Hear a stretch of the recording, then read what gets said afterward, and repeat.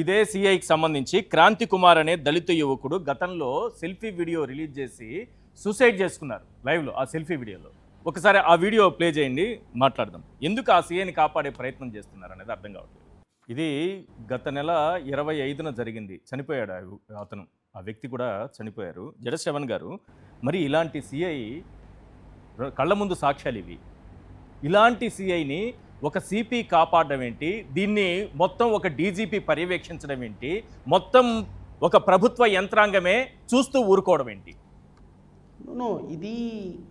ఇది మీకు కొత్తగా అనిపిస్తుందేమో సార్. నాకు ఇలాంటి ఇన్సిడెంట్స్ ఎవ్రీడే ఒక 10 వినిపిస్తున్నాయి. ఈ సిఐ కృష్ణలంక సిఐ ఎవరైతే నాగరాజు ఉన్నాడో, హీఈస్ అ బ్రూటల్ మ్యాన్. పోలీస్ వ్యవస్థకి ఇతను ఒక కళంకం. ఇతను ఈరోజు కాదు, ఎవ్రీడే ఒక వ్యక్తిని ఇష్టం వచ్చినట్టు హీనంగా కొట్టందే ఇంటికి వెళ్ళి నిద్రపోయే పరిస్థితి లేదు. వీళ్ళందరినీ కాపాడుతుంది. ఇప్పుడు నేను ఒక మాట చెప్తాను ఈశ్వర్ గారు, మీరు ఏదైనా ఇక్కడ తప్పు మాట మాట్లాడితే, మీరు ఎవరినైనా అన్పార్లమెంటరీ లాంగ్వేజ్ మాట్లాడితే, మీ మేనేజ్మెంట్ మిమ్మల్ని ఏమైనా అట్టదేమైనా భయం ఉంటే మీరు కరెక్ట్గా మాట్లాడతారు. కరెక్ట్. లేదా జడ్జి గారి దగ్గరికి నేను వెళ్ళి ఆర్గ్యుమెంట్ చెప్పేటప్పుడు ఎవరినైనా ఇష్టం వచ్చినట్టు మాట్లాడితే, ఆయన ఏమైనా అంటాడేమో జడ్జి గారు అని నాకు భయం ఉంటే నేను రీజనబుల్గా మాట్లాడతా. మీరు ఏది మాట్లాడినా, నేను ఏది మాట్లాడినా, నేనున్నాను చూసుకోవడానికి పోని నీ బాస్ అంటే మీ ప్రవర్తన ఎలా ఉంటుంది, మీ మాటలు ఎలా ఉంటాయి? రాష్ట్ర ప్రభుత్వ పరిస్థితి కూడా అలాగే ఉంది.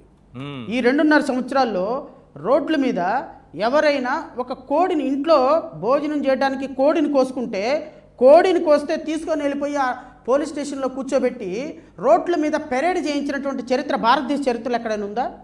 హైకోర్టుకి నేను వెళ్ళి ఈ విధంగా రోడ్ల మీద పెరేడ్ చేయిస్తున్నారు, నిందితుల్ని ప్రజలకు ఎగ్జిబిట్ చేస్తున్నారు, నేరం చేయకుండానే నేర నిరూపణ చేసి వాళ్ళని అన్యాయం చేస్తున్నారు, వాళ్ళకి అవహేళన చేస్తున్నారని హైకోర్టుకు వెళితే, హైకోర్టు ప్రశ్నిస్తే అప్పుడు ఆగింది ఇది.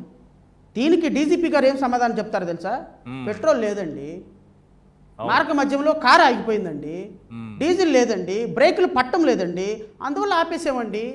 అందుకని రాష్ట్ర వ్యాప్తంగా వైఎస్ఆర్సీపీలో ధర్నాలో పాల్గొన్న వ్యక్తుల్ని, రాష్ట్ర వ్యాప్తంగా ఎవరైనా ఇంట్లో కోడిని కోసుకున్న వ్యక్తుల్ని, కుక్కలను పెంచుకునే వ్యక్తుల్ని, ఇంట్లో గట్టిగా 5లో ఫ్యాన్ పెట్టుకుంటే 5లో ఫ్యాన్ పెట్టుకుంటావని ఈ విధంగా వ్యక్తుల్ని రోడ్ల మీద నడిపించిన చరిత్ర ఉన్నప్పుడు పోలీసులు ఎవరైనా అధికారి లేకపోతే హోమ్ మినిస్టర్ వెళ్ళి తప్పయ్యా ఇలా చేయకూడదు, చట్టం ప్రకారం నువ్వు బిహేవ్ చేయాలని మాట్లాడితే పోలీసులకు ఒక అదుపు ఉంటుంది.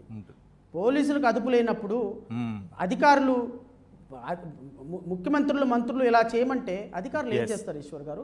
దీనివల్ల నష్టపోయేది ప్రజలు, వ్యవస్థ, ప్రజాస్వామ్యం మరుగున పడిపోతుంది, నిరుపేదలు ప్రాణాలకు బలవుతున్నారన్న విషయం మాత్రం నేను మీ ద్వారా స్పష్టం చేస్తున్నాను.